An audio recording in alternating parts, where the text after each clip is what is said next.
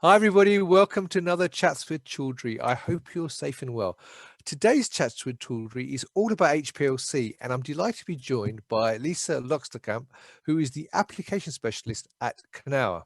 And I said we're going to talk about HPLC because recently I shared a post on Knauer's guide to HPLC, and it's so many views and so many positive comments. We thought we would actually talk about some of the common problems that people face with HPLC on a Chats with Chaudhry. So Lisa, it's lovely to meet you. How are you? Yeah, I'm good. Lovely to meet you, son. How are you doing? I'm very, very well, thank you. The sun's shining. It's supposed to be 18 degrees in the UK today, across the whole country. So I think everybody's going to be out in their shorts and string vests, I think, most probably. The same here in Berlin. The sun is shining. It's really nice. Fantastic. I'm glad to hear it. And Berlin's a lovely city, actually, when the sun's shining. Not so good when it's wet and dreary, I have to say, but it's very nice when the sun's shining. Right, so today we're going to talk about HPLC, but before we do that, perhaps you could give people a little bit of an overview of your background, if you don't mind. Yeah, I don't mind. So, well, my name is Lisa Loxterkamp, and I'm working at the company Knauer. It's based in Berlin. It's a kind of small family company, I think about 150 employees, and we focus on HPLC protection systems. And I'm an application scientist. That means I'm somehow a chemist, and I'm developing methods and also doing a lot of trainings. And as you can maybe see in the background here, we have some lights and some microphones. So this is now the setup for our online meetings and our online trainings.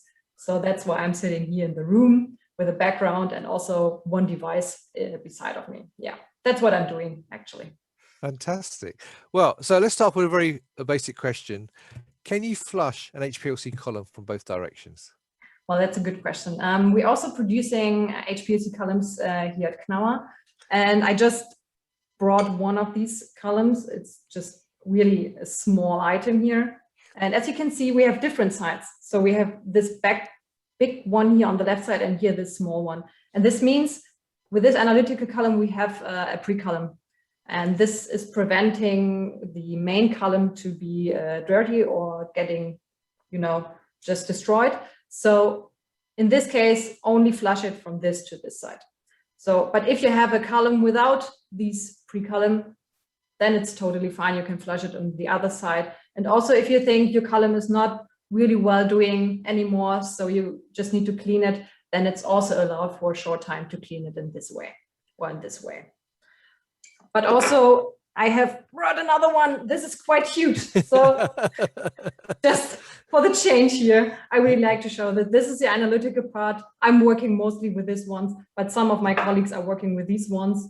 And these are really huge columns for preparative analysis so that you get your clean product afterwards. Fantastic. Well, thank you for that. Physical demonstration is always much better when you've got something physically in front of you and showing it. So fantastic. Yeah, that's why we're here in the training room. Right, we have everything set up here. All right. So I'll be interested to see what you show to demonstrate my next question then. So what quality should my used solvents have?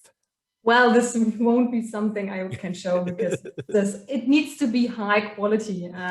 I can just tell you we have different kind of grades for HPLC solvents. On the one hand, you have this really huge barrels solvent, which is called technical grade, but I would not recommend that. Just try to use the really most optimum grade, such as gradient grade, because this is much better for the low diameters and for your detection as well, because you don't want to have ghost peaks, like it's called, so impurities inside the system. So just buy some more high products here. The gradient grade is what I would choose. Right. Okay, fine. Brilliant. And is every substance detectable with a UV detector? I wish it would be. So it would be much easier if a lot of more compounds would be UV active, but it's depending a little bit on the structure. For example, if you're just doing a really, really easy analysis of acetylsalicylsäure, aspirin, then you have, of course, a really easy UV active substance. And this is just due to the structure. You can just imagine electron systems in your structure. And if you have a really high density of electrons and they can shift from one to another direction, which is called chromophoric structures, then your structure is active. But for example, if you have carbohydrates, then you have no chance without any chemical reaction to get them into this UV active device, but then you can change your detector, of course. Right, fantastic. All right, and why should you perform sample preparation?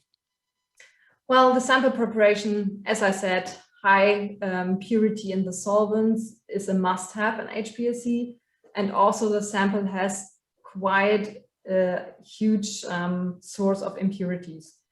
So if you have, for example, a nature sample, you extract it with a solvent, and you still have a lot of matrices inside, then your signal you're getting afterwards, it's not really clean, and you want to have one specific peak and not 100. And so with sample preparation, you can just divide it a little bit more and extract the one and only peak you really want to have. So it's just in the end a little bit more easier to evaluate your signals if you're doing sample preparation. And of course, your system will be really happy if you do not put trash inside it. Well, it makes it cleaner and makes it last longer, then I'm guessing. Yeah, definitely. Okay, so can I start the measurement immediately after switching on the system? Well, this would also reduce the time in the lab, of course, but I worked in different places, and of course, sometimes you have just the settings of 24/7 ongoing, but if from time to time you just need to switch off the system and switch it on again, then it needs some time. It's of course depending on the detector you're using, but also then if you're having a new column, something like this. So if you just ordered a new column, then it needs time to just equilibrate the whole system. And of course, if you're changing eluents and solvents, it needs some time to run through the system. You do need to get your system air free, and well, it takes some time. Well, how long does that take? Because obviously time is very important in the lab. Yeah, of course. Well, the thing is, if you're using UV detectors with a lamp, so they're having a lamp inside the detector, it needs to get warm up. If you have a quite new lamp, so it's just a couple of hours running, then it gets quite fast.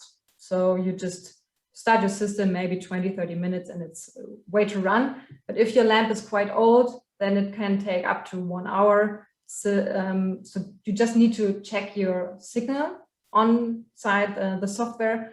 And I can just tell you, wait until this signal is stabilized, because if you have a drift that is just going to the moon, then your system is not quite well to start. So check your baseline. This is a really, really good thing to just have in mind. Baseline. Fantastic. Well, that's all we've got time for today, but that's been really interesting, actually. And I hope people have found this interesting. Well, where can people get more information if you want to know more about HPLC and get more guidance? Well, the thing is, we offer different kind of things at Knauer. As you can see, I'm sitting in this training room where we put the online trainings. So last week I made an online training here for HPLC basics. And I think we will also continue to do that. Before Corona, we just did it directly in Berlin, where the people couldn't just put hands onto the systems, but now we're just doing it online. So, well, here we have the possibility to just do the training with us online. And of course, our website is full of information with questions and answers, and well, the HPLC practice guide, of course. Yeah, which is the item I actually shared a few weeks ago, which had lots and lots of views and lots of positive comments. So that link will be above the video as well. Well, that's brilliant. Well, at least that's all we've got time for. Thank you very much for taking the time out to talk me through that. I've learned something new, and being a non-scientist, it's always good to have these little conversations and learn something new. Hopefully people who are scientists have found that useful as well. If you would like to know more, the links will be above the video.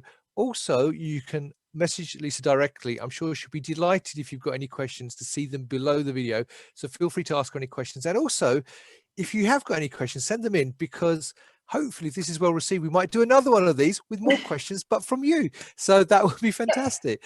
So all that's going to say is, Lisa, enjoy the sun in Berlin today. I hope you have a lovely afternoon or rest of the day, and a wonderful week as well. So thank you very much. It's lovely to see you. Yeah, for you too. And thank you for watching. As always, I hope the sun's shining where you are, and have a lovely day, and stay well and stay safe. Bye-bye.